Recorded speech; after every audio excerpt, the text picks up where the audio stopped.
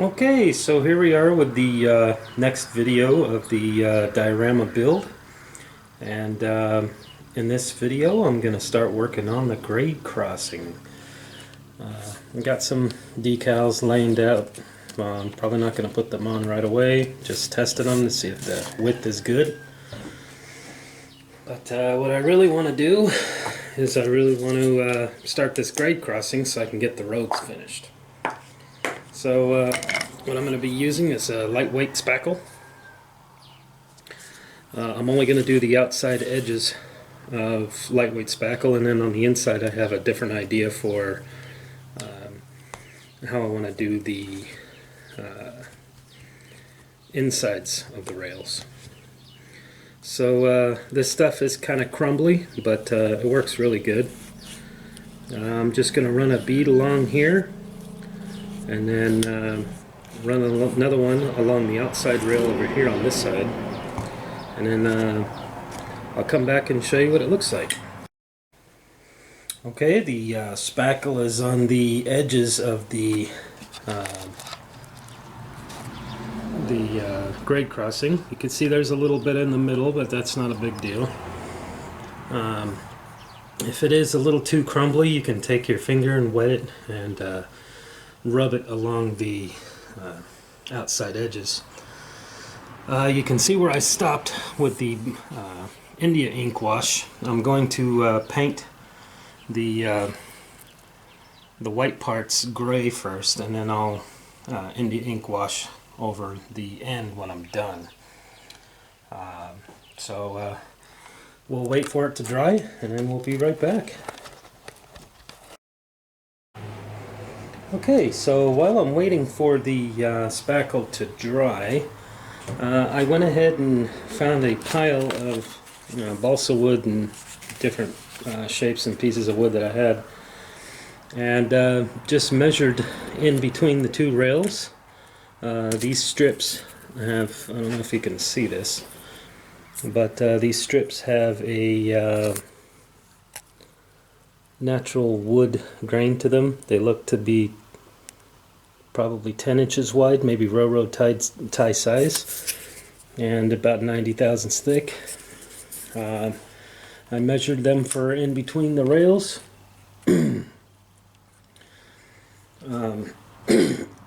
Excuse me.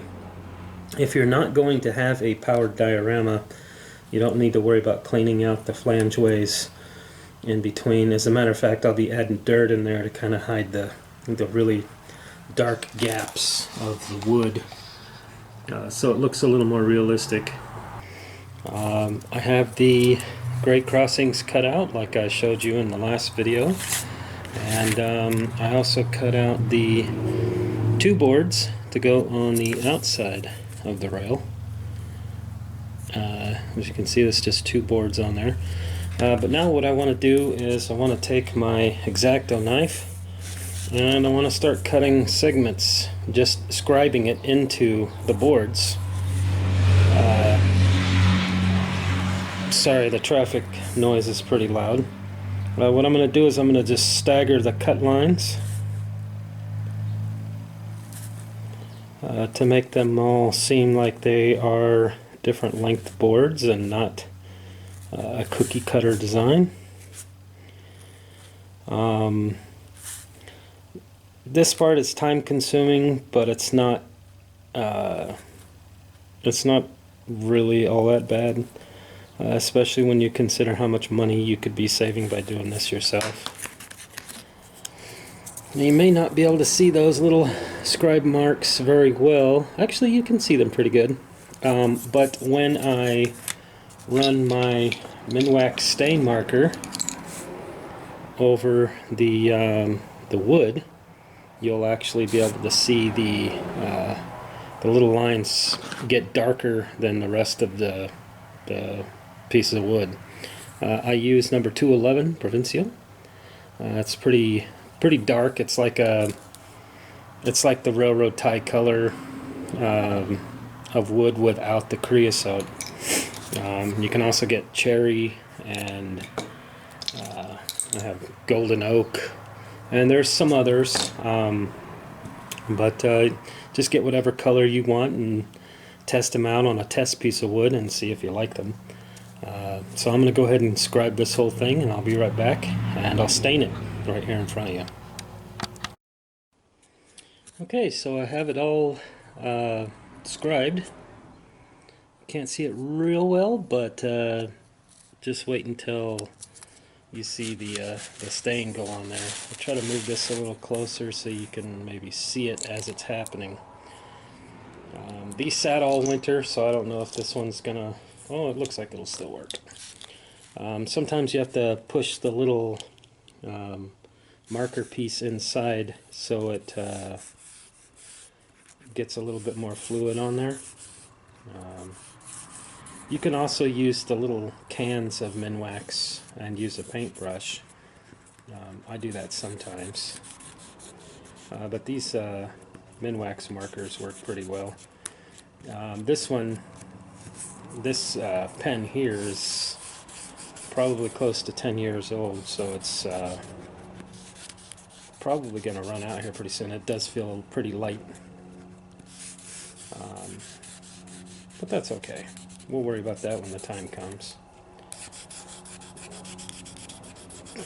And it won't hurt to do this as a little test, so I'll go ahead and show you. We'll go ahead and put the cap on there. I'll show you what different colors look like. So there's the Provincial on there. You can see how it gets into the cracks and really makes the wood show up. The wood grain and the markings. I will do the sides and the end, but I'm going to show you a different color real quick. Let's go ahead and go with the golden oak. And do this other end.